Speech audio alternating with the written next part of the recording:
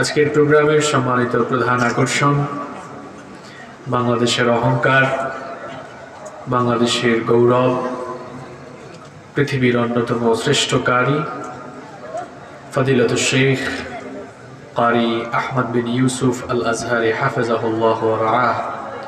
তিনি আমার পরে তার সুললিত কণ্ঠে আপনাদেরকে কোরআনুল কারীম থেকে তেলাওয়াত করে শোনাবেন ইনশাআল্লাহ। আমার আগে তারই সুযোগ্য ছাত্র, আপনাদের এলাকার সোনার টুকরা ছেলে, আপনাদের গর্ব, আপনাদের অহংকার, আজকের মাহফিল ইন্তেজামিয়া কমিটির অন্যতম আমার প্রিয় ভাই শামসুল ইসলাম কচি ভাইয়ের সুযোগ্য ছেলে তৌসিফ ইসলাম আপনাদেরকে খুব চমৎকার সুললিত কণ্ঠে কোরআনুল কারীম থেকে তেলাওয়াত শুনিয়েছে। আলহামদুলিল্লাহ। আমি লাস্ট মনে হয় 2 বছর আগে, তাই না তোমাদের বাসায়, তো লাস্ট 2 বছর আগে তেলাওয়াত শুনেছিলাম। আজকে 2 বছর পরে শুনলাম, আগের চেয়ে এত সুন্দর হয়েছে। আমি নিজেই অত অফ করে দিয়েছি, আমার মন চাচ্ছিল যে আরও করুক আরও করুক। আসলে আল্লাহর কোরআনটা এমনই, যতই আপনি শুনবেন ততই মজা লাগবে। সুবহানাল্লাহ। আমরা বিশ্বাস করি, আমরা আশা রাখি একদিন এই তৌসিফ ইসলাম বিশ্বের একজন শ্রেষ্ঠ কারি হিসেবে পরিগণিত হবে ইনশাআল্লাহ। আগামী দিনে ইসলামের সমহান বাণী এবং আদর্শকে বিশ্বময় ছড়িয়ে দেওয়ার জন্য তৌসিফ ইসলামকে যেন আল্লাহ তাআলা তার কোরআনের একজন বিদগ্ধ, নন্দিত, খ্যাতিমান এবং মুখলিস একজন কারি, দাঈ ইলাল্লাহ এবং বড় একজন স্কলার বানিয়ে দেন। আমরা সবাই বলি আমিন। আজকের মাহফিলে আমার আগে কথা বলেছেন আপনাদের লক্ষ্মীপুরেরই কৃতি সন্তান, আপনাদের সকলের প্রিয় মানুষ, আমার ভালোবাসার মানুষ, ঐতিহ্যবাহী রাধাপুর কেন্দ্রীয় জামে মসজিদের সম্মানিত খতিব, বিশিষ্ট আলেমে দ্বীন মাওলানা নজরুল ইসলাম আশরাফি হাফেজাহুল্লাহ ওয়া রাআহ। আমরা দোয়া করছি আল্লাহ তাআলা যেন তার ইজ্জত এবং সম্মান আরো বাড়িয়ে দেন। আল্লাহ তাআলা যেন তার ইলম এবং আমলগত যোগ্যতা আরো বাড়িয়ে দেন। আজকে মাহফিলে এসেছেন সম্মানিত উলামায়ে কেরাম, বিভিন্ন মসজিদের সম্মানিত খতিব এবং ইমাম সাহেববৃন্দ, আমার সামনে বসা অত্র এলাকার পার্শ্ববর্তী এবং দূর দূরান্ত থেকে আগত আল্লাহর দ্বীন প্রেমী, কোরআন প্রেমী, সর্বস্তরের তাওহীদি জনতা, যুগে যুগে আল্লাহর জমিনে আল্লাহর দ্বীনকে প্রতিষ্ঠার জন্য যারা সবচাইতে বেশি অগ্রণী ভূমিকা পালন করেছেন, আমার কলিজার টুকরা প্রাণ প্রিয় যুবক এবং তরুণ ভাইয়েরা, স্কুল, কলেজ, ইউনিভার্সিটি এবং বিভিন্ন মাদ্রাসা পড়ুয়া, আমার প্রাণ প্রিয় মেধাবী ছাত্র ভাইয়েরা, মহিলা প্যান্ডেল থেকে এবং ঘরে বসে যারা শুনছেন, আমার শ্রদ্ধেয়া সম্মানিতা মা এবং বোনেরা, উপস্থিত প্রাণ প্রিয় মিডিয়ার কর্মী ভাইয়েরা, সম্মানিত প্রাণ প্রিয় লক্ষ্মীপুরবাসী, আপনারা সবাই কেমন আছেন? আলহামদুলিল্লাহ। আমিও আল্লাহর রহমতে ভালো আছি, আপনারাও ভালো, আমিও ভালো। কিন্তু আমার কেন জানি মনে হয় ওই দাঁড়িয়ে থাকা ভাইরা খুব একটা ভালো নাই, এই জন্য তারা বসতে পারতেছে না, মনে শান্তি নাই। এরকম আছে না নাই? কোরআনের মাহফিল হলো শান্তির জায়গা, এখানে আসলেই হৃদয়টাকে প্রশান্ত করে দেন কে?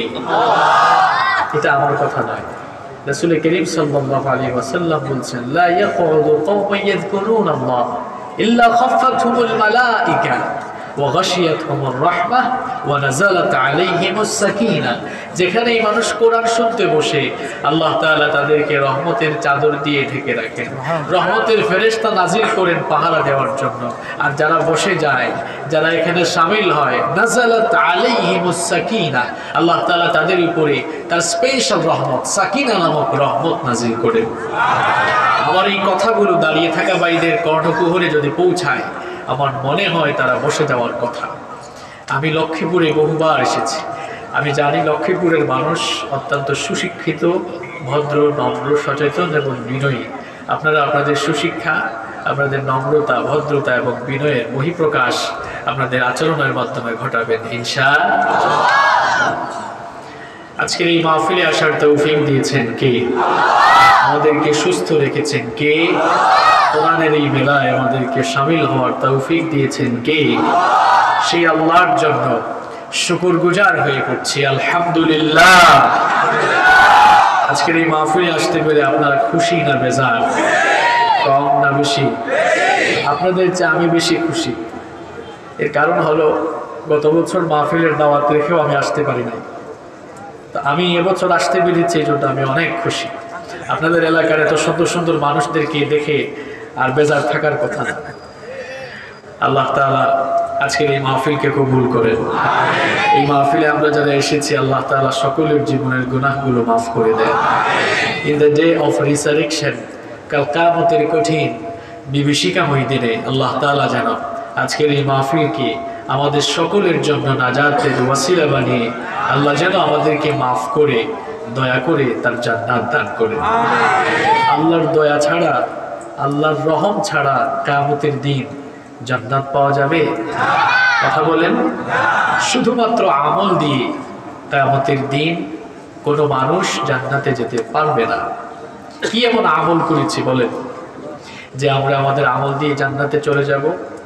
আল্লাহ তাআলা যদি আমাদের কাছ থেকে একটু ভালো করে হিসাব নিকাশ শুরু করে দেন তাহলে তো আমরা ধরা পড়ে যাব। কারণ আল্লাহর নবী বলেছেন মানুকিশা উদ্দিবা, যার কাছ থেকে হিসেব চাওয়া হবে সে ধরা খেয়ে যাবে, আটকে যাবে, ধরা পড়ে যাবে। এই জন্য আল্লাহর নবী নিজেই আল্লাহর কাছে দোয়া করতেন, আল্লাহুম্মা হাসিবনি হিসাবান ইয়াসীরা, আল্লাহ আমার কাছ থেকে আপনি সহজ করে হিসাব নিন। বলেন আমিন। কারণ সহজ করে যদি আল্লাহ তাআলা হিসাব না নেন তাহলে তো আমি আপনি ধরা পড়ে যাব। হিসাব গ্রহণের সাধারণত দুইটা পদ্ধতি আছে।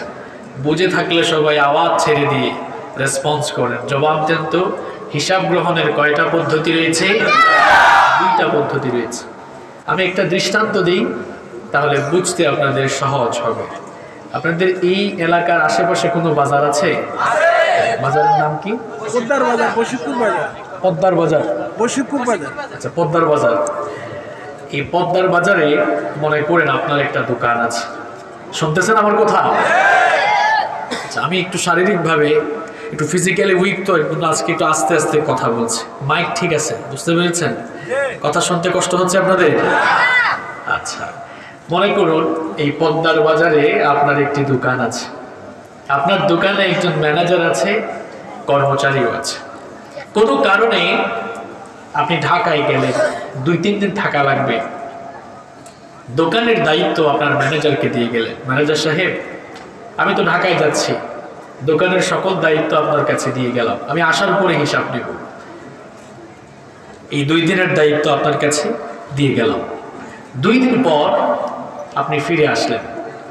ফিরে আসার পর ম্যানেজার এবার আপনার কাছে হিসাব দিচ্ছে। একটু আগেই যে বললাম হিসাব নেওয়ার কয়টা পদ্ধতি আছে? কয়টা?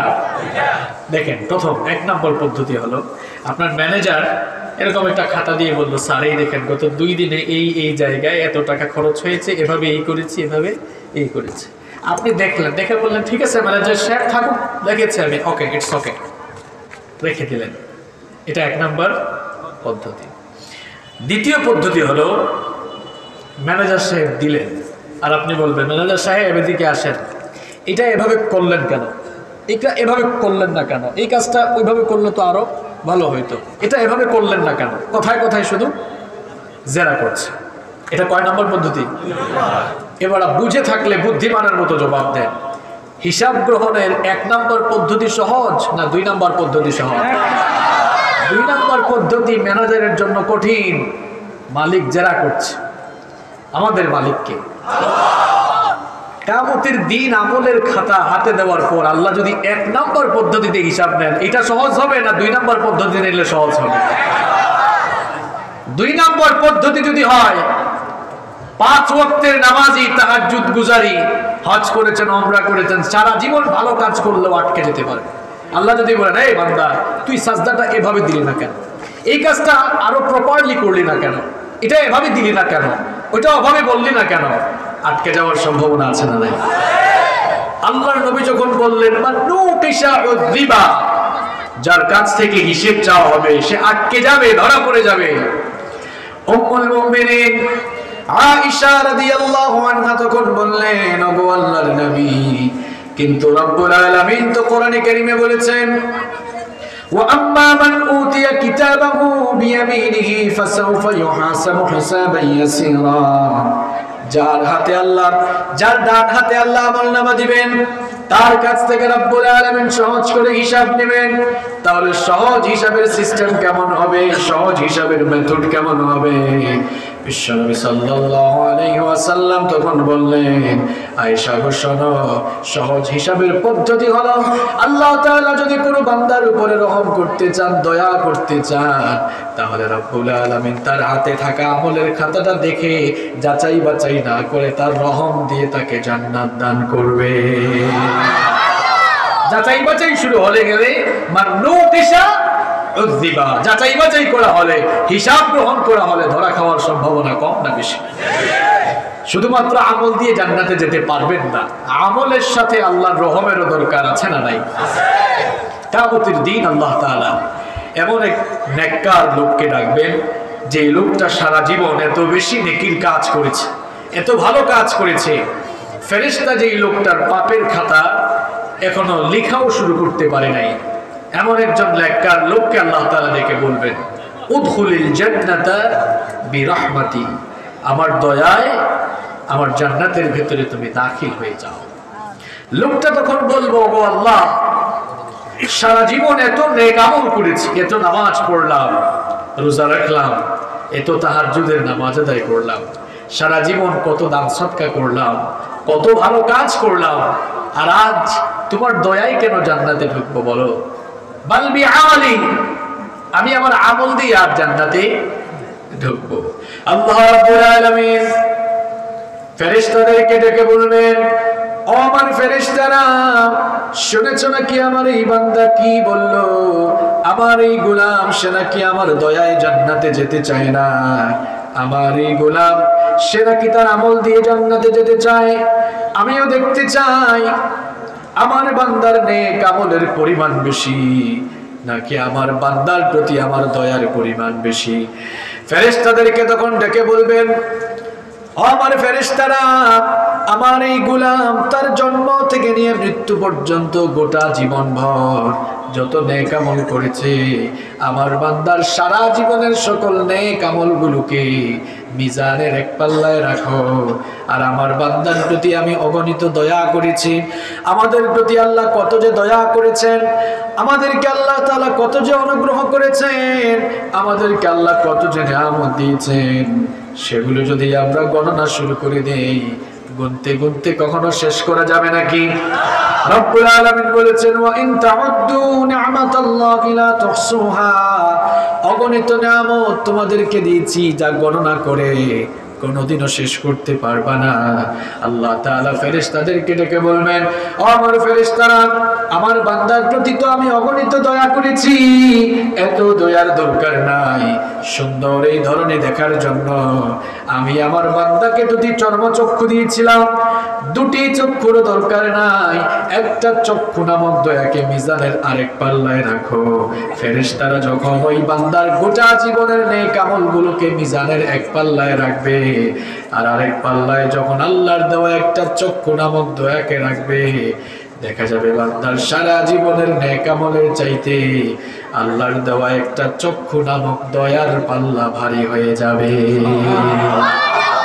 বান্দা তার ভুল বুঝতে পারবে, বান্দা তার ভুল বুঝতে পেরে বলবে, ওগো আল্লাহ, বুঝতে পেরেছি আজ আমি কেবলমাত্র আমার আমল দিয়ে জান্নাতে যেতে পারবো না, যদি তুমি আমার উপরে রহম না করো, আমার উপরে দয়া না করো।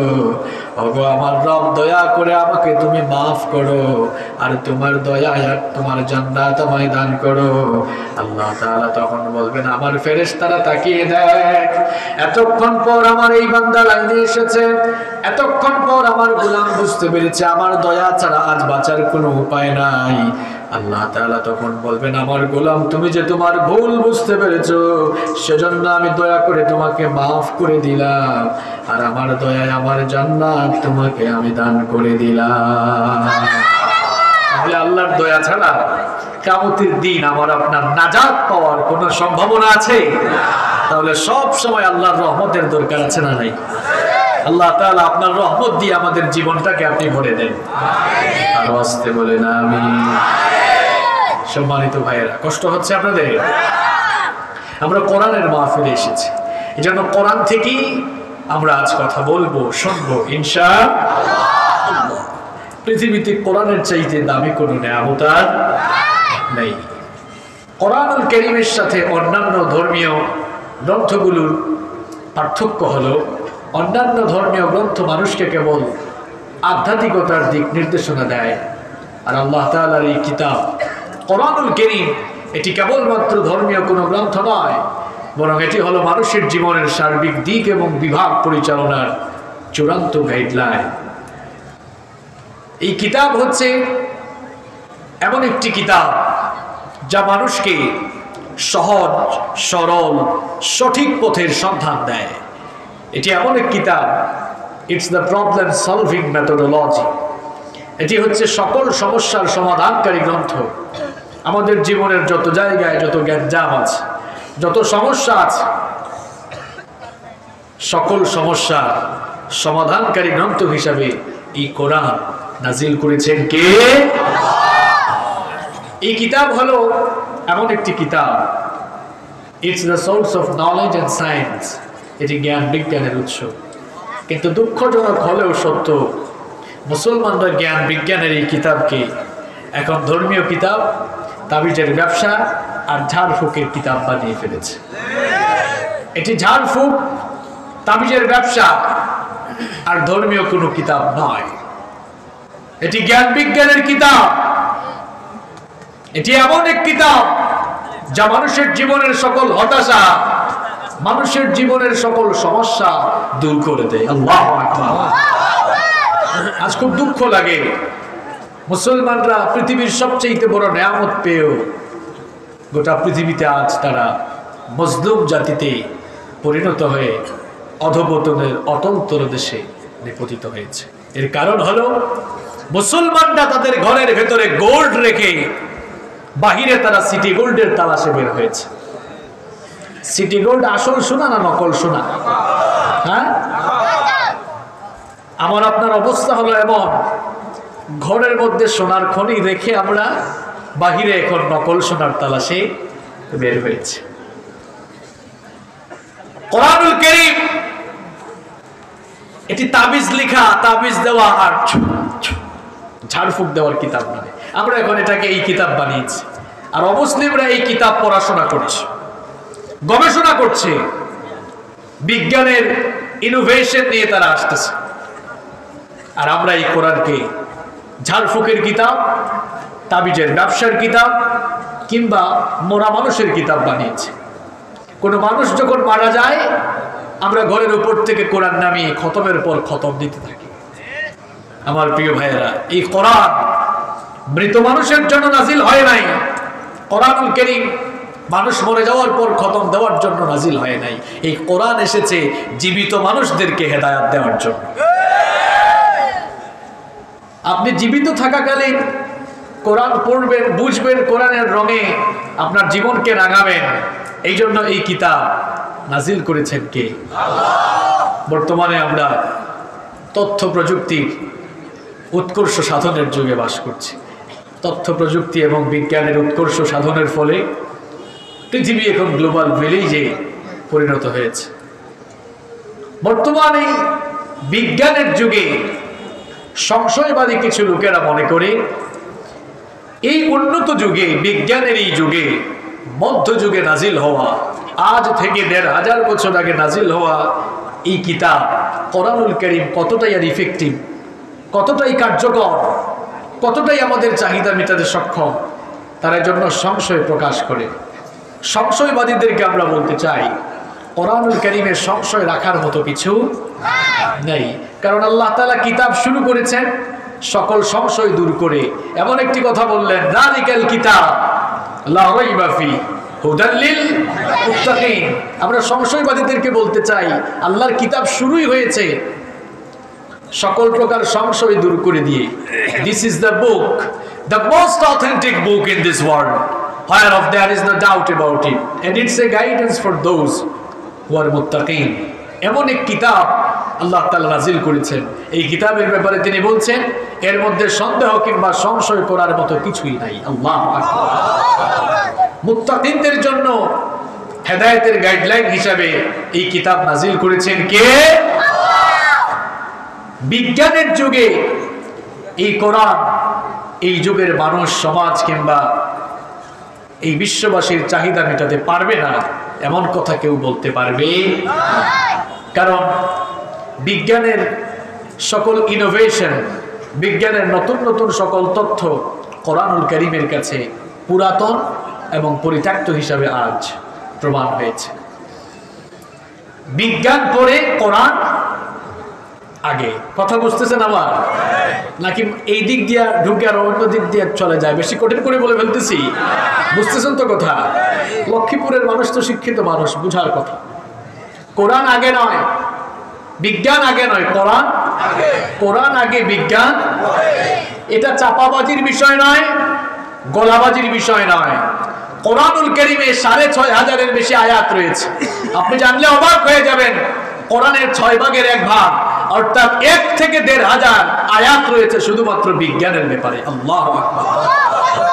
তো সংশয়বাদীদেরকে আমরা বলতে চাই, ৬৫০০-এর চেয়ে বেশি আয়াত কোরআনুল কারীমে রয়েছে, এর মধ্যে ৬ ভাগের ১ ভাগ আয়াত রয়েছে শুধুমাত্র বিজ্ঞানের ব্যাপারে। কিভাবে রয়েছে জানেন? দেখেন, কসমোলজি নিয়ে যদি আমরা কথা বলি, কসমোলজি মানে হলো বিজ্ঞানের এমন একটি শাখা যেখানে মহাবিশ্বের গঠন, সৃষ্টি, উপাদান ইত্যাদি বিষয়ে আলোচনা হয়েছে। একটি বিষয় পৃথিবীর দার্শনিক, সাহিত্যিক, বিজ্ঞানী সকলকে ভাবিয়ে তুলেছে যে আমরা যেখানে বসবাস করছি, যে বিশ্ব জগতে আমরা আছি, আপনি কি কখনো চিন্তা করেছেন how the universe was created? এই বিশ্ব জগৎ কিভাবে সৃষ্টি হয়েছে? যে পৃথিবীতে আমরা বিচরণ করছি, এই বিশ্বজগৎ তো এমনি এমনি সৃষ্টি হয় না। কিভাবে সৃষ্টি হয়েছে? আধুনিক বিজ্ঞানীরা বললেন, স্টিফেন হকিং এর বিগ ব্যাং থিওরির আলোকে তারা বললেন, এই মহাবিশ্ব সৃষ্টির শুরুতে মহাবিশ্বের প্রত্যেকটি সৃষ্টি একত্রিত অবস্থায় ছিল। এখন আসমান আর জমিন এক না আলাদা? আপনারা জবাব না দিলে তো কথা বলতে মজা লাগবে না। আসমান জমিন এক না আলাদা? আলাদা। কিন্তু বিজ্ঞানীরা বলছেন স্টিফেন হকিং এর বিগ ব্যাং থিওরির আলোকে যে বিশ্বজগতের সবকিছু অর্থাৎ আসমান, জমিন, সূর্য, চন্দ্র, গ্রহ, নক্ষত্র, তারকাপুঞ্জ, এক কথায় মহাবিশ্বের সবকিছু সৃষ্টির শুরুতে এক জায়গায় ছিল, আলাদা ছিল না। আসমান, জমিন, সূর্য, চন্দ্র কিছুই আলাদা, সব এক জায়গায় ছিল। তখন সবকিছু ছিল একটি গ্যাসীয় কণার সমষ্টি। এখন আপনাদের মনে প্রশ্ন আসতে পারে, হুজুর তাহলে আসমান জমিন এখন আলাদা হইল কেমনে? তো মহাকাশ বিজ্ঞানীরা বলছেন, যখন সবকিছু একত্রিত অবস্থায় ছিল তখন আকাশের মধ্যে এক বিস্ফোরণ ঘটলো। বিস্ফোরণ বুঝেন তো আপনারা? বিস্ফোরণ ঘটলো। সেই মহাবিস্ফোরণ ঘটার পরে প্রত্যেক সৃষ্টি সেপারেট হয়ে গেল, আলাদা হয়ে গেল। মহাবিস্ফোরণের মাধ্যমে প্রত্যেক সৃষ্টি আলাদা হয়ে গেল। মহাবিস্ফোরণের মাধ্যমে যে ঘটনাটি ঘটলো, বিজ্ঞান তার নাম দিয়েছে বিগ ব্যাং থিওরি। এই বিগ ব্যাং থিওরি এখন গোটা দুনিয়ার এক আলোচিত তত্ত্ব, এবং যারা সায়েন্সে পড়াশোনা করে তারা এই বিগ ব্যাং থিওরির কথা খুব বেশি বেশি বলে। মহাবিশ্ব সৃষ্টি সম্পর্কে খুব চমৎকার চমৎকার বক্তব্য তারা দেয়। লক্ষ্মীপুরের ভাইয়েরা, মহাবিশ্ব সৃষ্টি সম্পর্কে মাত্র কিছুদিন আগে বিজ্ঞান আর বিজ্ঞানীরা যে ধারণা দিয়েছে, আপনার আমার ঘরের ভেতরে থাকা সেই কিতাবের ভেতরে ১৫০০ বছর আগে নাজিল হওয়া কিতাব কোরআনুল কারীমে ২১ নম্বর সূরা সূরাতুল আম্বিয়া এর ৩০ নম্বর আয়াতে রব্বুল আলামিন এই বিগ ব্যাং থিওরির কথা এভাবে বললেন, أولم يرى الذين كفروا أن السماوات والأرض كانتا رتقا ففتقناهما আল্লাহ তাআলা বললেন অবিশ্বাসীরা কি দেখে না সৃষ্টির শুরুতে আসমান সমূহ আর জমিন সবকিছু একত্রিত অবস্থায় ছিল, অতঃপর আমি আল্লাহ আমার মহা ক্ষমতা বলে সবকিছুকে আলাদা করে দিলাম। কিভাবে রব্বুল আলামিন আলাদা করে দিলেন? কোরআনে কারীমের 41 নম্বর সূরা সূরা হামিম আস-সাজদা এর 11 নম্বর আয়াতে রব্বুল আলামিন বিস্তারিত বললেন, সুম্মাস্তাওয়া ইলাস সামাই ওয়া হিয়া দুখানুন ফাকালা লাহা ওয়া লিল আরদি তিয়া তাওআন আও কারহা ক্বালাতা আতাইনা তাইঈন। আল্লাহ তাআলা বলছেন মহাবিস্ফোরণের পর আকাশ যখন ধোঁয়াচ্ছন্ন হয়ে গেল, বুঝে শুনে জবাব দেন তো, কোন জায়গায় আগুন লাগলে সেই জায়গায় ধোঁয়া সৃষ্টি হয় কি হয় না? ধোঁয়াকে আপনার আঞ্চলিক ভাষায় কি বলেন? ধুমা। আমাদের সিলেটেও বলে ধুমা। আমার বাড়ি যে সিলেট আপনারা জানেননি? বাপরে বাপ, সপ্তাহ দেখি জানেন। আমরা সিলেটে দুয়ারে দুমা হয়, দুমা। হ্যাঁ হ্যাঁ, মহব্বতের প্রমাণ না? আমিও তো আপনারা মহব্বত করি। ওয়াহিব্বুকুম ফিল্লাহ, আল্লাহ ভালোবাসা কবুল করুন। তো ধুমা, কোন জায়গায় আগুন লাগলে কি হয়? মহাশূন্যে যখন মহাবিস্ফোরণ ঘটল, আকাশ তখন ধোঁয়াচ্ছন্ন হয়ে গেল। রব্বুল আলামিন বলছেন, আমি তখন সেই ধোঁয়াচ্ছন্ন আকাশের দিকে মনোনিবেশ করে আসমান আর জমিনকে অর্ডার করলাম তারা যেন প্রত্যেকেই আলাদা হয়ে যায়। আসমান আর জমিন তখন জবাব দিল, ক্বালাতা আতাইনা তাইঈন, আমরা আমাদের রবের হুকুম মেনে অনুগতদের মতো অস্তিত্ববান অবস্থায় ফিরে গেলাম। সুবহানাল্লাহ। 1979 সালে সৌদি আরবের রাজধানী রিয়াদে একটি কনফারেন্স হয়েছিল। সেই কনফারেন্সের নাম ছিল মুক্তামার আশ-শাবাব, ইউথ কনফারেন্স। সেই কনফারেন্স হলে যখন এই আয়াত তেলাওয়াত করা হলো, সেই কনফারেন্স হলে উপস্থিত ছিলেন ইউনাইটেড স্টেট অফ আমেরিকার বিখ্যাত সায়েন্টিস্ট বালমার। এই আয়াত শুনে তিনি দাঁড়িয়ে গেলেন, দাঁড়িয়ে বললেন, স্টপ, একটু থামো। How is it possible? এটা কিভাবে সম্ভব বলো?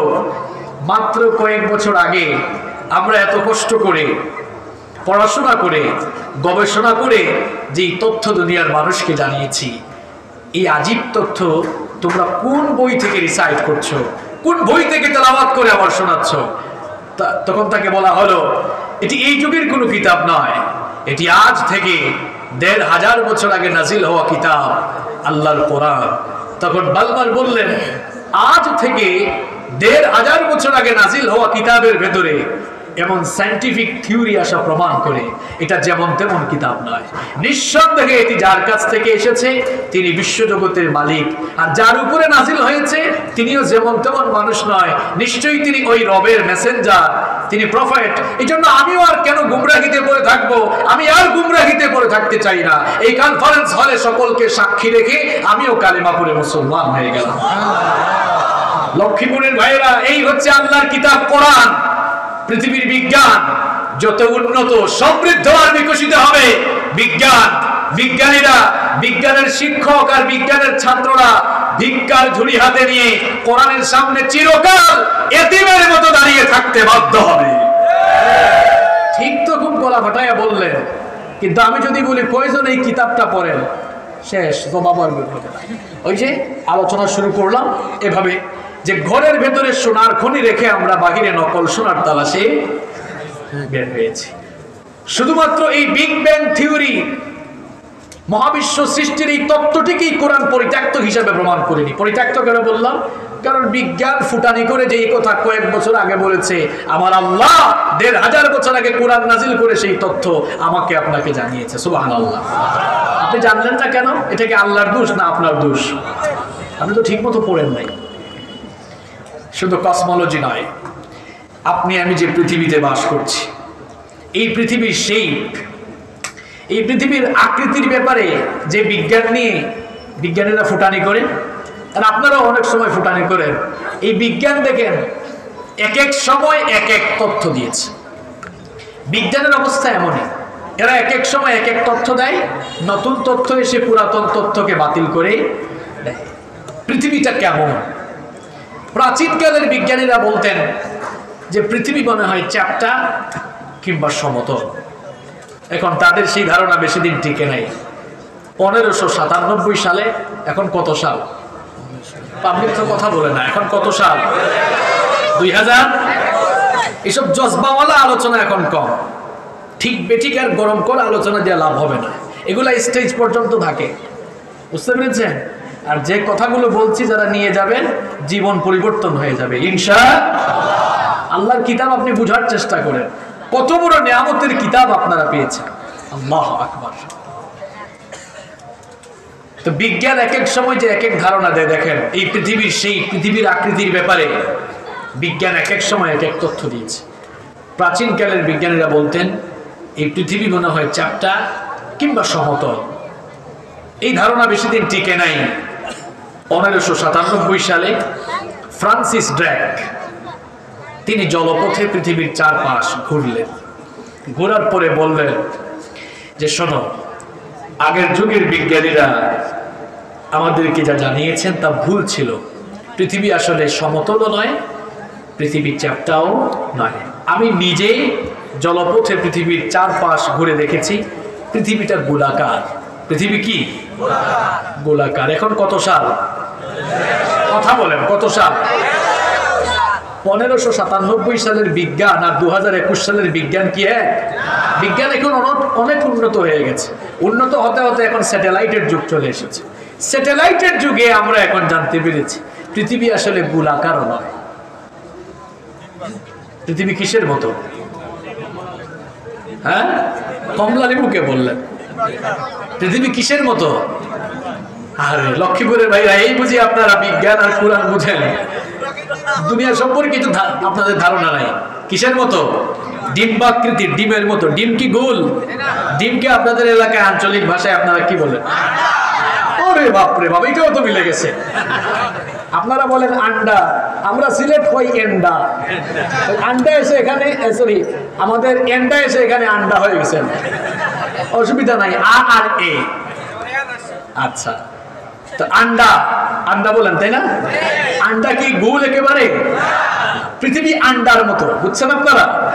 আন্ডার মতো। তা আপনারা বলবেন হুজুর তাইলে এত বছর পরে এসে আমরা জানলাম পৃথিবী আন্ডার মতো। এত বছর পরে জানতেন ঠিক, কোরআন পড়লে তো আরো আগে জানতেন। পৃথিবীর আকৃতির ব্যাপারে বিজ্ঞান মাত্র কয়েক বছর আগে যেই ধারণা দিয়েছে, আপনি জানলে অবাক হয়ে যাবেন। 1500 বছর আগে রব্বুল আলামিন আমাদের জন্য যে কিতাব নাজিল করেছেন, 1500 বছর আগে নাজিল হওয়া কিতাবের ভেতরে সেই সায়েন্টিফিক থিওরি দিয়েছেন কে? কোরআনুল কারীমের 79 নম্বর সূরা, সূরাতুন নাজিয়াতের 30 নম্বর আয়াতে আল্লাহ তাআলা বললেন ওয়াল আরদা বা'দা যালিকা দাহাহা, আমি এই পৃথিবীকে বিস্তীর্ণ করেছি। কিসের মতো? দাহা। এখানে তো অনেক আলেমরা এসেছেন। কামুস, ডিকশনারি, আরবি অভিধান খুললে দেখবেন আরবিতে দাহা বলা হয় উট পাখির ডিমকে। দাহা বলা হয় উট পাখির ডিমকে। আল্লাহ তাআলা এই আয়াতে বলছেন আমি জমিনকে বিস্তীর্ণ করেছি কিসের মতো? উট পাখির ডিমের মতো। অর্থাৎ আমি এই পৃথিবীকে উট পাখির ডিমের মতো ডিম্বাকৃতির করে বিস্তীর্ণ করেছি। সুবহানাল্লাহ।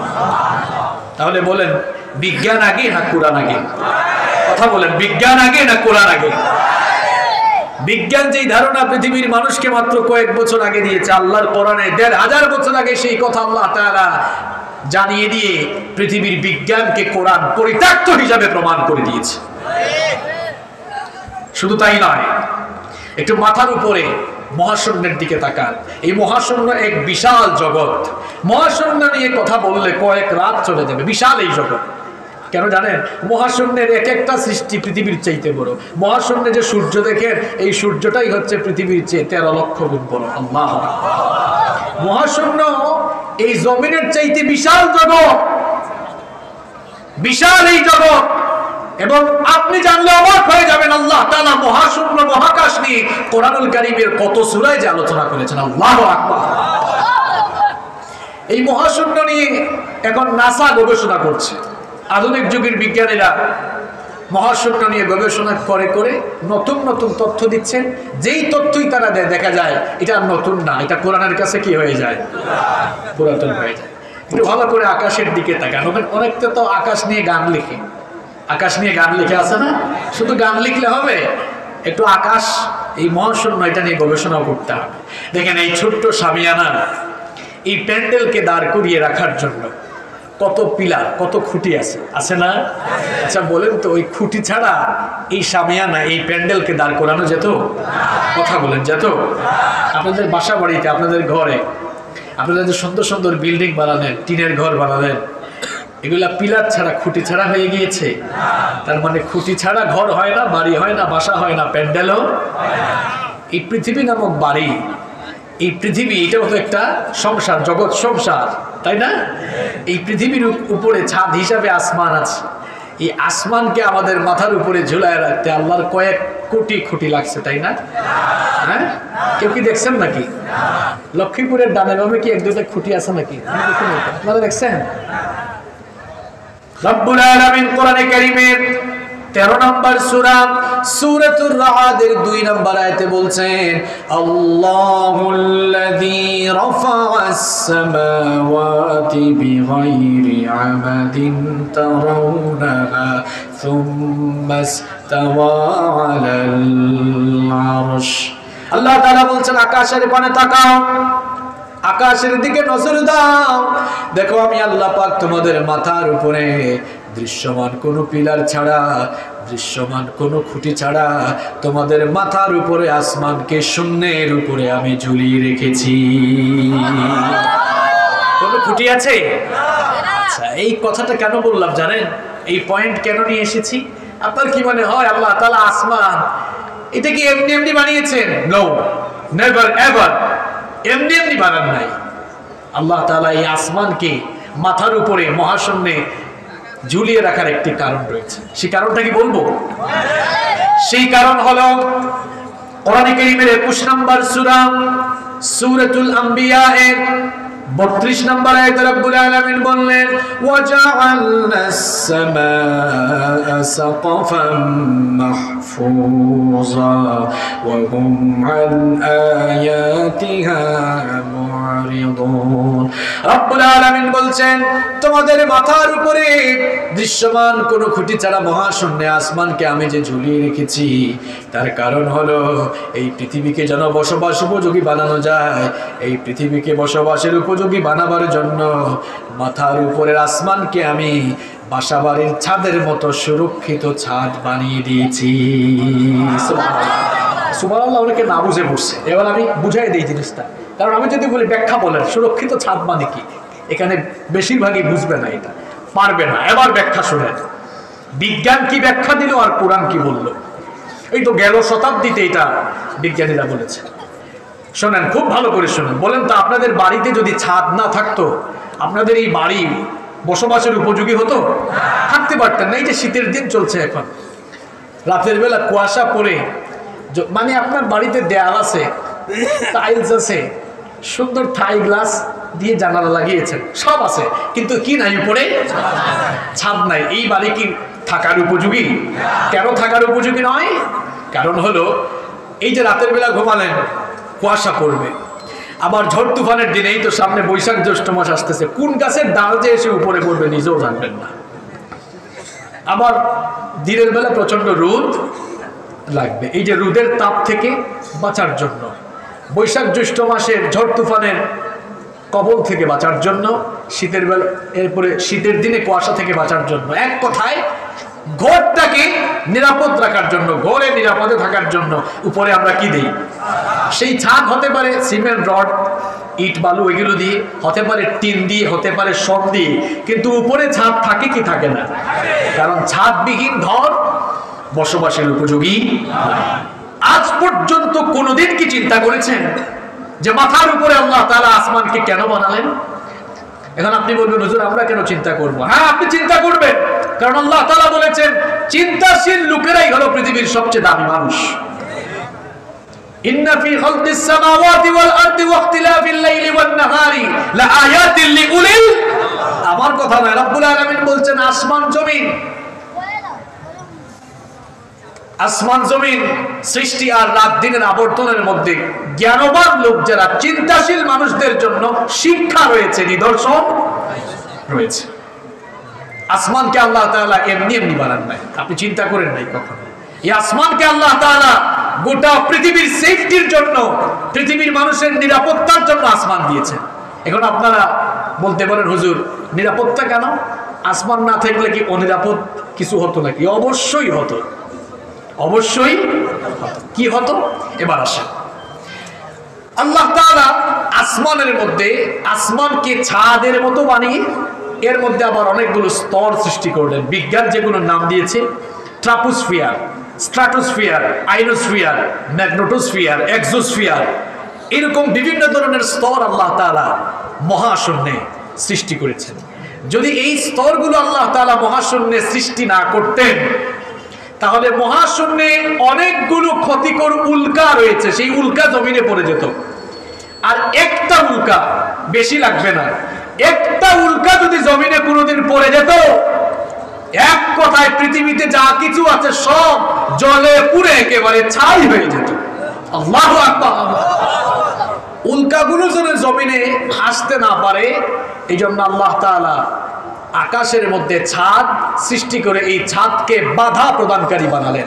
উল্কা আসতে চায় কিন্তু ছাদ কি করে, কি করে? যেমন বৃষ্টি ঘরে পড়তে চায় কিন্তু ছাদ কি করে? কথা কয় না কেন? আটকায় রাখে। রোদ ঘরে আসতে চায়, ছাদ কি করে? আটকায় রাখে। ঠিক তেমনি ভাবে জমিনে উল্কা পড়তে চায় কিন্তু ছাদ সেটাকে কি করে? আপনারা বলবেন হুজুর শুধুমাত্র উল্কার জন্য আল্লাহ ছাদ দিয়েছেন? নো, আরো আছে। সেটা কি বলবো? এই যে সূর্য পৃথিবীকে আলোকিত করে, সূর্য একটা লাইট, যেটাকে ইংরেজিতে বলা হয়, কি বলা হয়? সানলাইট। সূর্যের আলোকে ইংরেজিতে কি বলা হয়? আর চন্দ্রের আলোকে মুনলাইট। মাশাআল্লাহ, জানেন আপনারা, বুঝাইতে সুবিধা হবে। এটাও তো একটা লাইট। আমার দিকে তাকান, এটাও একটা লাইট, এটাও লাইট, ইলেকট্রিক্যাল লাইট। আর সূর্যটা কি লাইট? সানলাইট। এই সানলাইট আর ইলেকট্রিক্যাল লাইট কি সমান? ভিন্নতা আছে। কত ভিন্নতা দেখেন। এক নম্বর ভিন্নতা হলো সাইজের ভিন্নতা। এটা আর কত, এক হাত দিয়ে ধরা যায়। সূর্যকে কি আপনারা এক হাত দিয়ে ধরে রাখতে পারবেন নাকি? অনেকে তো কক্সবাজারে গিয়ে ধরে ফেলে। ওই যে যখন সূর্য অস্ত যায় ছবি তুলে দেখেন না, আছে কিনা? এইরকম দিয়ে ছবি তুলে মনে হয় যেন তার হাতের তালুতে সূর্য। কি মনে করেন সূর্য এত ছোট? সূর্য হলো পৃথিবীর চাইতে 13 লক্ষ গুণ বড়। একটু সুবহানাল্লাহ কইতে মন চায় না? 13 গুণ না, 1300 নয়, 13,000 নয়, কত লক্ষ? 13। যেই মানুষ জীবনে কোনোদিন লক্ষ্মীপুরের বাহিরে যায় নাই, সে তো পৃথিবীর সাইজ জানা দূরের কথা, বাংলাদেশের সাইজও জানে না। কি বলেন, আমাদের বাংলাদেশ খুব বড়? ওয়ার্ল্ড ম্যাপ, বিশ্ব মানচিত্রে বাংলাদেশের BA লেখারও জায়গা। এত ছোট এই দেশ। এই দেশের এক জেলা থেকে আরেক জেলা, এক বিভাগ থেকে আরেক বিভাগে যেতে বেশি সময়। 1,47,570 বর্গ কিলোমিটারের ছোট্ট এই দেশে আমরা বাস করি। আমাদের পার্শ্ববর্তী দেশ ইন্ডিয়া এই বাংলাদেশের চেয়ে 30-35 গুণ বড়। কানাডা বাংলাদেশের চাইতে 90 গুণ বড়। ইউনাইটেড স্টেট অফ আমেরিকা বাংলাদেশের চাইতে 100 গুণ বড়। পৃথিবীতে আয়তনের দিক থেকে সর্ববৃহৎ দেশের নাম হলো রাশিয়া, যার আগের নাম ছিল সোভিয়েত ইউনিয়ন। এটা বাংলাদেশের চেয়ে 160 গুণ বড়। মানে 160টা বাংলাদেশের চেয়ে রাশিয়া খুব ছোট, তাই না? হ্যাঁ, আপনারা তো মাঝে মাঝে বক্তব্য দিতে দিতে রাশিয়ার উপরে চলে যান। জবান শক্তির কোনো হেফাজত নাই, আছে না নাই? দেখেন না, কেউ কেউ মাঝে মাঝে বলে আমরা যেটা জানি আমেরিকা তা 3 মাস পরে জানে। কত বড় পাগল! আমেরিকার কাছে যাইতে পারবা? সম্মানিত ভাইয়েরা,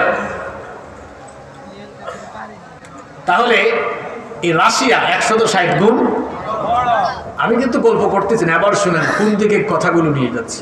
পৃথিবীতে এরকম 250টার বেশি দেশ রয়েছে। এই 250টার বেশি দেশ নিয়ে পৃথিবীর পানি না মাটি? কথা কি কঠিন হয়ে যাচ্ছে? পৃথিবীর মাটি না পানি? মাটি। মাটি।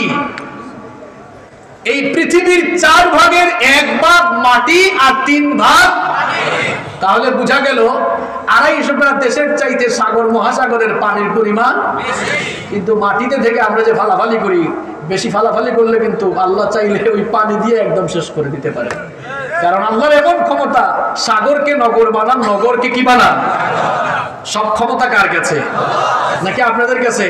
মাঝে মাঝে তো বলেন সকল ক্ষমতার মালিক আপনারা। সকল ক্ষমতার মালিক আপনারা হইলে ঘুমানোর সময় ভারপ্রাপ্ত ক্ষমতা কারে দিয়ে ঘুমান? সকল ক্ষমতার মালিক যিনি হবেন তার কোনো ঘুমও লা তাখুযুহু সিনাতু ওয়ালা। আল্লাহ তাআলা তো চাইলে আয়াতটা এভাবে নাযিল করতে পারবেন, তিনি ঘুমান না। এই কথা বললে অনেকে আপত্তি তুলতো, বুঝছি ঘুম আছে কিন্তু ঘুমায় না। সুবহানাল্লাহ, আল্লাহর শব্দ চয়নের নমুনা দেখেন। লা তাখুযুহু সিনাতু ওয়ালা নাওম, তন্দ্রা বা ঘুম তাকে স্পর্শও করতে পারে না। আল্লাহু আকবার। তো যেই কথা বলছিলাম, 4 ভাগের 1 ভাগ হলো মাটি আর 3 ভাগ।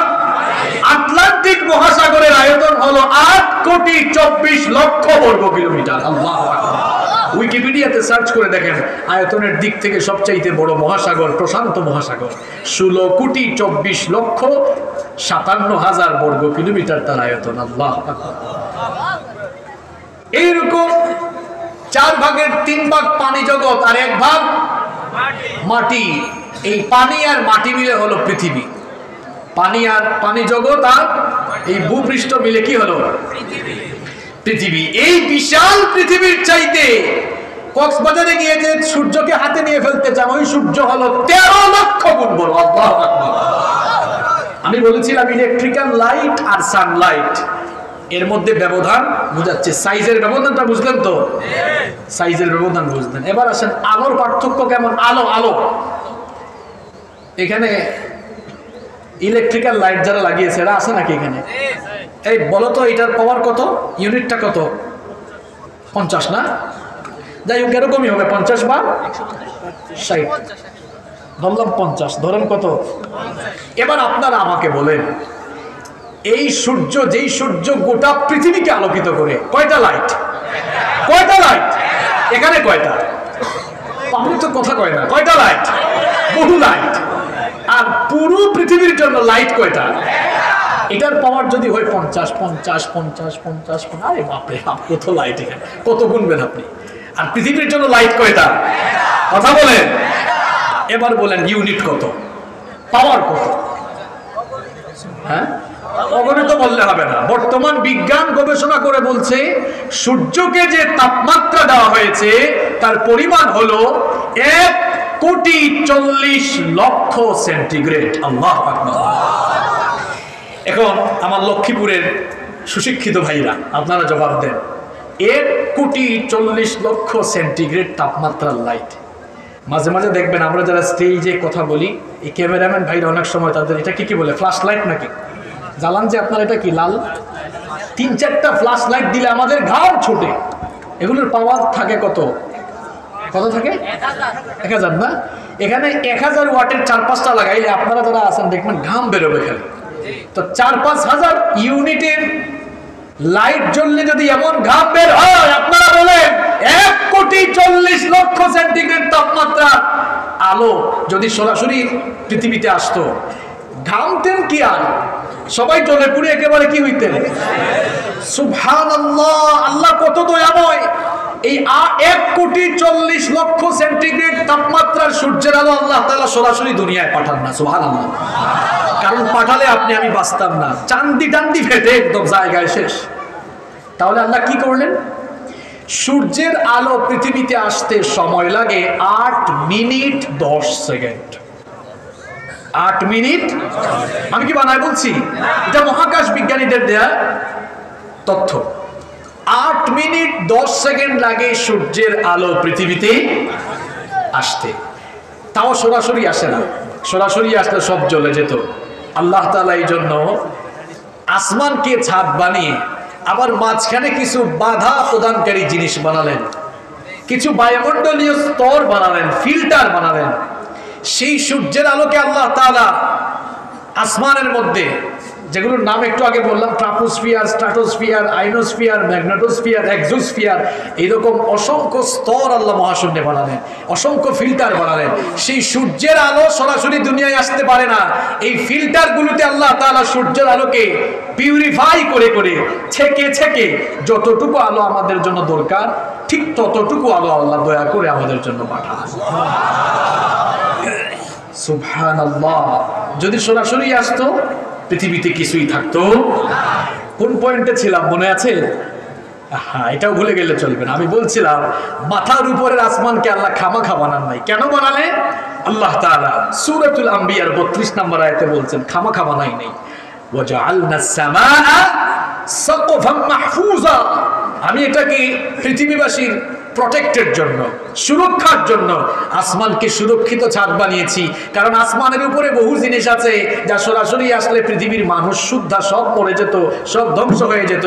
এজন্য আসমানকে আমি একটি সুরক্ষিত ছাদ বানিয়ে গোটা পৃথিবীর মানুষকে, গোটা পৃথিবীর মানুষের জন্য পৃথিবীকে আমি বসবাসের উপযোগী বানিয়েছি। সুবহানাল্লাহ। এতক্ষণ ধরে বিজ্ঞানীদের দেওয়া তথ্যগুলো আপনাদের সামনে তুলে ধরলাম। বিজ্ঞান এই তথ্য দিয়েছে গেল শতাব্দীতে, যেই শতাব্দী শেষ হলো এই শতাব্দীতে দিল। কিন্তু আল্লাহ তাআলা এই তথ্য, অর্থাৎ আসমান যে সুরক্ষিত ছাদ, এই কথাটি কোরআনুল কারীমে বলেছেন কয় বছর আগে? কয় বছর আগে? বিজ্ঞান আগে না কোরআন আগে? কোরআন বিজ্ঞানকে পরিত্যক্ত করেছে। বিজ্ঞান কোরআনকে পুরাণ বানাতে পারে নাই, পুরাতন বানাতে পারে নাই, বরং কোরআন বিজ্ঞানকে পুরাতন করেছে। কিয়ামত পর্যন্ত সকল তথ্য কোরআন এভাবে পুরাতন করতেই থাকবে, করতেই থাকবে, কারণ আল্লাহর কোরআন হচ্ছে সবচাইতে লেটেস্ট। সুবহানাল্লাহ। সেই কোরআন আমাদের ঘরে আছে না নাই? পড়েন তো আপনারা? তুতা পাখির মতো ইয়াসিন ওয়াল কোরআনুল হাকীম, দেখেন না? ইয়াসিন ওয়াল কোরআনুল হাকীম অর্থ বুঝেন? ওয়াল কোরআনুল হাকীম, বিজ্ঞানময় কিতাব এটা। সুবহানাল্লাহ। আল্লাহু আকবার। শুধু মহাশূন্য নয়, এই মহাশূন্যে সূর্য ছাড়া আর কোনো জিনিস নাই। কি আছে? চন্দ্র আছে, গ্যালাক্সি আছে, গ্রহ নক্ষত্র, তারকাপুঞ্জ আছে। আমি সব কথা বলতে গেলে আজকে শেখকে আর কুরআন তেলাওয়াতের সুযোগ দেওয়া যাবে। আমি 10-15 মিনিটে শেষ করছি, এরপর আমরা তেলাওয়াত শুনবো ইনশাআল্লাহ। বাকি কথা পরবর্তীতে সুযোগ পেলে শোনা যাবে ইনশাআল্লাহ। আমি আসলে অন্য বিষয় নিয়ে কথা বলতে চেয়েছিলাম, কিন্তু শামসুল ইসলাম কচি ভাই বললেন হুজুর এই বিষয়টা আলোচনা করা দরকার, কারণ মানুষ দিন দিন কোরআন থেকে উদাসীন হয়ে পড়ছে। মানুষ কোরআনের মর্ম বুঝে না, কোরআনের দাম বুঝে না। আমাদের ঘরে থাকা কিতাবটি কত মূল্যবান এটা মানুষ বুঝে, এটা বুঝার চেষ্টা করুন। ছেলে মেয়েকে খালি যে ইংলিশ মিডিয়ামে পড়ায়া আর সায়েন্সে পড়ায়া মনে করছেন দুনিয়ার সব, আপনি বুঝাই ফেলতেছেন। কি বুঝাইছেন? পৃথিবীর সবচাইতে বড় জ্ঞান বিজ্ঞানের কিতাব হলো আল্লাহর কোরআন।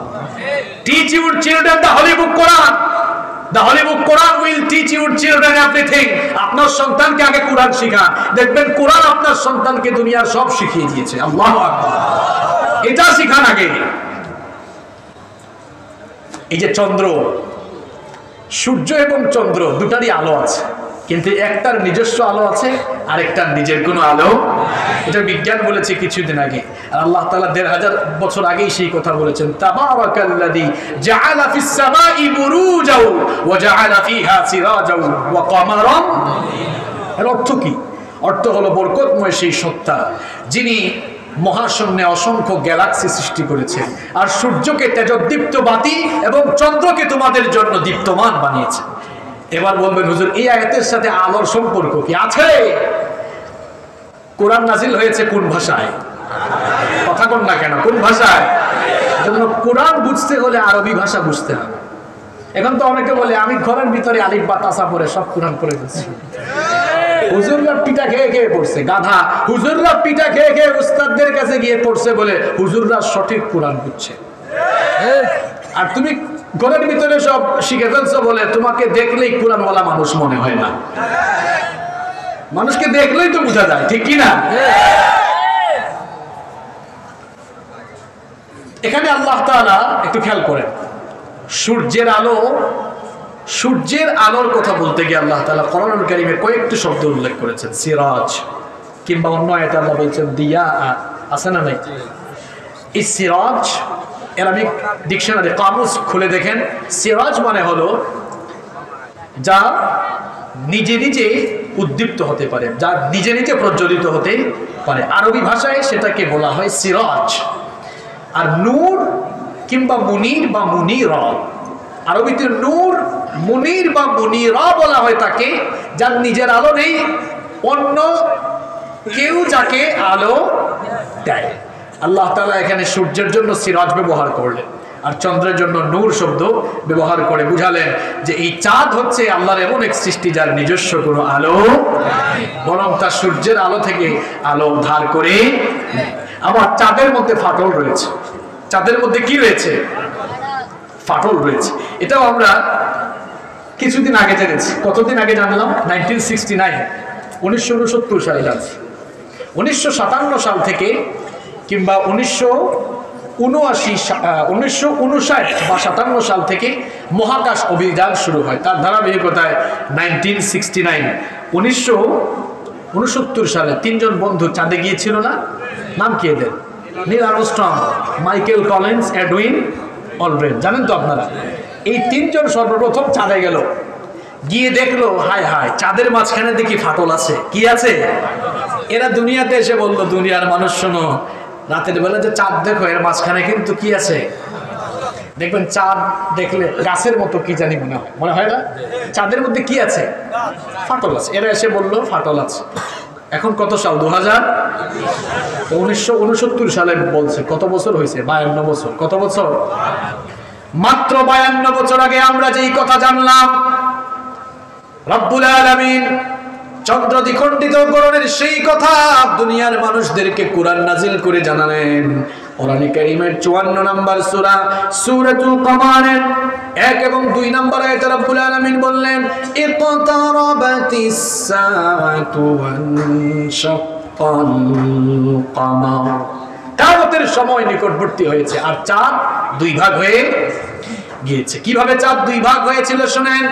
বিশ্বনবী সাল্লাল্লাহু আলাইহি ওয়াসাল্লাম যখন কালেমার দাওয়াত শুরু করলেন, মক্কার মুশরিকরা তখন বলল, ওগো মুহাম্মদ বলেন সাল্লাল্লাহু আলাইহি ওয়াসাল্লাম, তুমি যে তোমাকে নবী বলা দাবি করেছ, যদি সত্যিকার অর্থেই তুমি নবী হয়ে থাকো তাহলে তুমি আকাশের চাঁদটাকে 2 ভাগ করে দেখাও। বিশ্বনবী সাল্লাল্লাহু আলাইহি ওয়াসাল্লাম তখন চিন্তায় পেরেশান হয়ে গেলেন। রব্বুল আলামিন তার হাবিবকে ডেকে বললেন, ওগো আমার হাবিব, চিন্তিত হওয়ার কোনো কারণ নাই, ফ্রাস্ট্রেট হওয়ার কোনো কারণ নাই। আপনি আপনার হাতের আঙ্গুলের এই শাহাদাত আঙ্গুলকে আকাশের দিকে, চাঁদের দিকে আপনি ইশারা করেন, যা কাজ করার সব করে দিবেন কে? আল্লাহর হুকুমে আমার নবী যখন হাতের এই শাহাদাত আঙ্গুল চাঁদের দিকে ইশারা করলেন, আকাশের চাঁদটা 2 ভাগ হয়ে কোন বর্ণনায় পাওয়া যায় 1 ভাগ আবু কুবাইস আর আরেক ভাগ কুল্লাইস নামক পাহাড়ে গিয়ে পতিত হয়েছিল। সেই চাঁদ দ্বিখণ্ডিতকরণের ঘটনা কালের বিবর্তনে মানুষ ভুলে গিয়েছিল। 1969 সালে এরা এই 3 বন্ধু চাঁদে গিয়ে মানুষকে জানালো, আর আমরা কোরআন থেকে দূরে সরে গিয়েছি তো এজন্য ভুলে গিয়েছি। অথচ এই চাঁদ দ্বিখণ্ডিতকরণের ঘটনাও 1500 বছর আগে জানিয়েছেন কে? এই মহাশূন্যে যে সূর্য আছে, সূর্য চন্দ্র ছাড়াও কি আছে? তারকা আছে। তারকা চিনেন আপনারা? ইংরেজিতে কি জানো বলে? স্টার। কি বলে? তারকা বুঝেন আপনারা? আচ্ছা বলেন তো, আমরা এই লক্ষ্মীপুর থেকে সন্ধ্যার পরে দিনের বেলা সূর্যকে যত বড় দেখি জমিন থেকে আর কি, তারকাকে আরো বড় দেখা যায় না ছোট দেখা যায়? আরো কি দেখা যায়? আচ্ছা আপনাদের কি মনে হয় ওই তারকাগুলো এত ছোট? যেই সূর্য হলো পৃথিবীর চাইতে 13 লক্ষ গুণ বড়, বিজ্ঞানীরা বলছেন তারকা হলো যে সূর্য পৃথিবীর চাইতে 13 লক্ষ গুণ বড়, ওই সূর্যের মতো 50,000 কোটি সূর্যকে গিলে ফেলতে পারবে, একা গিলতে পারবে এইরকম বিশাল বিশাল সাইজের তারকা, বিশাল বিশাল সাইজের স্টার আল্লাহ তাআলা মহাশূন্যে গ্যালাক্সির ভেতরে সৃষ্টি করেছেন। আল্লাহ, তাহলে আপনি একটু কল্পনা করেন তো মহাশূন্য কত বিশাল জগৎ, কত বিশাল জগৎ, আল্লাহু আকবার। শুধু সূর্যই পৃথিবীর চেয়ে 13 লক্ষ গুণ। আর স্টার তারকা যে কত কোটি আছে, কত হাজার কোটি আছে, আপনি জানি? এমন এমন সাইজেরও তারকা আছে যে সূর্য পৃথিবীর চেয়ে 13 লক্ষ গুণ বড়। এই ধরনের সূর্য 50 কোটি সূর্য একাই পেটের ভেতরে ঢুকাই দিতে পারবে। এরকম বিশাল বিশাল তারকাও গ্যালাক্সির ভেতরে সৃষ্টি করেছেন কে? এই তারকার চাইতে বড় জিনিস মনে হয় মহাশূন্যে নাই। অবশ্যই আছে, তার নাম কি? হ্যাঁ, ব্ল্যাক হোল। ইংরেজিতে বলা হয় ব্ল্যাক হোল, বাংলায় বলে অন্ধকূপ। এই ব্ল্যাক হোলের কথা মনে হয় কোরআনে নাই, আছে। আল্লাহ তাআলা বলছেন ফালা উকসিমু বিমাওয়াকি'ন নুজুম, আমি কসম করছি সেই জায়গা যেখানে এসে নক্ষত্রগুলো খসে পড়ে যায়। আল্লাহু আকবার। কোন নক্ষত্র? কোন নক্ষত্র? যেই নক্ষত্র সূর্যের চাইতেও আরো 50,000 কোটি গুণ বড়, এমন নক্ষত্র। এগুলো যখন ব্ল্যাক হোলের রেঞ্জের ভেতরে পড়ে যায়, চুনগাম যেমন মানুষ অথবা হাওয়া মিঠাই বুঝেন, লক্ষ্মীপুরে হাওয়া মিঠাই কি বলে ভাই? আমি নিজেও ছোটবেলায় খাইছি। এক ধরনের মাহফিলে গেলেও আমরা দেখতাম বাজারে বিক্রি করতে, ওই লাল কি জানি, মুখে দিলেই শেষ। মজার খানা। আচ্ছা, মজার খানা ছিলেন আপনারা? মুখে দিলে এই ব্ল্যাক হোল এত বিশাল, মুখে দিলে শেষ হয়ে যাওয়ার মতো। ওই বিশাল বিশাল তারকাগুলো ব্ল্যাক হোলের রেঞ্জের ভেতরে পড়লে ওগুলো মুখে দিলে যেমন শেষ, ওইটাও। আল্লাহু আকবার। এই মহাশূন্যকে এত বিশাল করে বানালেন কে? এই জন্য রব্বুল আলামিন বলেছেন তাবারাকাল্লাযী জাআলা ফিস সামাই বুরুজান ওয়া জাআলা ফিহা সিরাজান ওয়া কমারান মুনীরা। বরকতময় সেই সত্তা যিনি মহাশূন্যে অসংখ্য গ্যালাক্সি সৃষ্টি করেছেন, সূর্যকে তেজোদ্দীপ্ত আর চন্দ্রকে তোমাদের জন্য দীপ্তমান বানিয়েছেন। সুবহানাল্লাহ। এই সূর্য যে মহাশূন্যে আছে, এই সূর্য ঘুরতেছে না পৃথিবী ঘুরতেছে, এটা নিয়ে যে বিজ্ঞানীরা কত কিলাকিলি করলো। সবার আগে টলেমি, নামটা কি? একটু মুখস্থ করে যান, নামটা কি? টলেমি। নামটা কি? টলেমি, মনে থাকবে তো? এই টলেমি বলেছিল আসলে পৃথিবী স্থির, পৃথিবীকে কেন্দ্র করে সূর্য চারপাশে। এই লোকটাই তথ্য দিল 1512 সালে। কত সালে? এখন কত সাল? 2000। 1512 সালে নিকোলাস কোপার্নিকাস বললেন এতদিন টলেমি যা বলেছে সব ভুল, সব ভুল। আমি এখন গবেষণা করে দেখেছি সূর্যও ঘুরে, পৃথিবীও ঘুরে, তোমার মাথাও ঘুরে, আমার মাথাও ঘুরে, সবকিছু কি হয়। কত সালে বলছে? 1500। এখন কত? 2000। তার মানে আজ থেকে মাত্র 500 কিংবা 550 বছর আগে বিজ্ঞান যেই তথ্য দুনিয়ার মানুষকে জানিয়েছে, রব্বুল আলামিন 1500 বছর আগে এই ঘোরাঘুরি সমস্যার সমাধানও কোরআনে দিয়েছেন কে? কোরআনুল কারীমের বিজ্ঞানময় সূরা ইয়াসিনের 38 থেকে 40 নম্বর আয়াতে রব্বুল আলামিন বললেন ওয়াশ-শামসু তাজরি লিমুস্তাকাররিন লাহা যালিকা তাকদীরুল আজিজিল আলীম ওয়াল কমারা কদ্দারনাহু মানাজিলা হাত্তা আদা কাল উরজুনিল কদীম লাশ-শামসু ইয়ানবাগী أن تدرك القمر ولا الليل سابق النهار وكل في فلك يسبحون। আল্লাহ তাআলা বলছেন সূর্যের জন্য আমি একটি নির্ধারিত কক্ষপথ ঠিক করে দিয়েছি, সূর্য তার ওই নির্ধারিত কক্ষপথে পরিভ্রমণ করছে। চন্দ্রের জন্য আমি একটি মঞ্জিল ঠিক করে দিয়েছি, চন্দ্র তার নির্ধারিত মঞ্জিলে পরিভ্রমণ করছে। সূর্য কখনো চন্দ্রের নাগালে যেতে পারে না, রাত কখনো দিনের আগে যেতে পারে না। প্রত্যেকেই তাদের আপন আপন কক্ষপথ অনুযায়ী সন্তরণ করছে। সুবহানাল্লাহ। কুল্লুন ফি ফালাকি ইয়াসবাহুন। সবকিছুই কি করে? সবকিছুই। আকাশ নিয়ে তো বহুত কথা বলে ফেললাম, এখন তোরা জমিন লইয়াও কইলাই দেনে, তোরা সিলেটে মাতিলাম। সামান্য জমিন নিয়ে বলি, যে জমিনের উপরে আপনি আমি বাস করছি, বসে আছেন আপনারা, এই জমিনটা আল্লাহ তাআলা বলছেন আল্লাযী জাআলা লাকুমুল আরদা ফিরাশা, আমি এটাকে বিছানার মতো করে বিছিয়েছি। আপনারা যে বিছানার চাদর বিছানার চাদর বিছানোর পরে এটা নড়াচড়া করে কিনা, করে কিনা? তো জমিন সমতল বিছানার মতো বিছিয়েছেন, এই জন্য জমিনটা নড়াচড়া করে। কারণ ভূতত্ত্ববিদ যারা, মাটি নিয়ে যারা গবেষণা করছেন, তারা বলছেন যে এই জমিনের উপরে পাতলা পাতলা অনেকগুলো টেকটনিক প্লেট রয়েছে, টেকটনিক প্লেট রয়েছে। এই পাতলা প্লেটগুলো সবসময় এরকম এরকম এরকম নড়াচড়া করে। এইরকম নড়াচড়া করলে, যে আপনারা বসছেন না, যদি নড়াচড়া করতেই থাকতো, এই যে আমি হুজুর এখন কথা বলতেছি চেয়ারে বসে, আমি এরকম এরকম এরকম কথা বলতাম, আপনারাও এরকম এরকম করতেন, নড়াচড়ার ভিতরেই আমরা সবসময় থাকতাম। তো এখন আপনারা বলবেন হুজুর তাইলে নড়ে না কেন সব কিছু? নড়াচড়া বন্ধ কেন? নড়াচড়া বন্ধ করার জন্য আল্লাহ একটা কায়দা করে রাখছে। সেটা কি? দেখেন দেখেন, আমি যে চেয়ারে বসেছি, তাকান, এই চেয়ারটা প্রথমে কি ছিল? গাছ ছিল, গাছ কাটলো, করাত দিয়ে কেটে তক্তা বানানো হলো, কাঠ বানানো হলো, এরপরে এটাকে লোহা দিয়ে কি করা হয়েছে? পেরেক দিয়ে জোড়া লাগানো হয়েছে। তার মানে এই চেয়ারটা হচ্ছে জোড়া লাগানো কাঠের সমষ্টি বলা যায়, তাই না? জোড়া লাগিয়ে এটাকে চেয়ার বানানো। এই জমিন যেন এরকম এরকম না করে আল্লাহ তাআলা পেরেক, এই চেয়ারের উপরে, এই চেয়ারকে যেমন পেরেক দিয়ে সব টাইট করা হয়েছে, একত্রিত করা হয়েছে, এই জমিনের উপরেও আল্লাহ তাআলা পর্বতমালা, বিশাল বিশাল পাহাড়গুলোকে পেরেকের মতো এরকম গেড়ে দিয়েছেন, জমিন যেন আর না নড়ে। আল্লাহু আকবার। ওয়া আলকা ফিল আরদি রাওয়াসিয়া আন তামিদা বিকুম, আল্লাহ তাআলা বলছেন ওয়া আলকা ফিল আরদি রাওয়াসিয়া আন তামিদা বিকুম, জমিন যেন নড়াচড়া না করে, এই জন্য জমিনের উপরে পর্বতমালাকে পেরেকের মতো গেড়ে দিয়ে জমিনকে আমি টাইট শক্ত করে দিয়েছি। সুবহানাল্লাহ।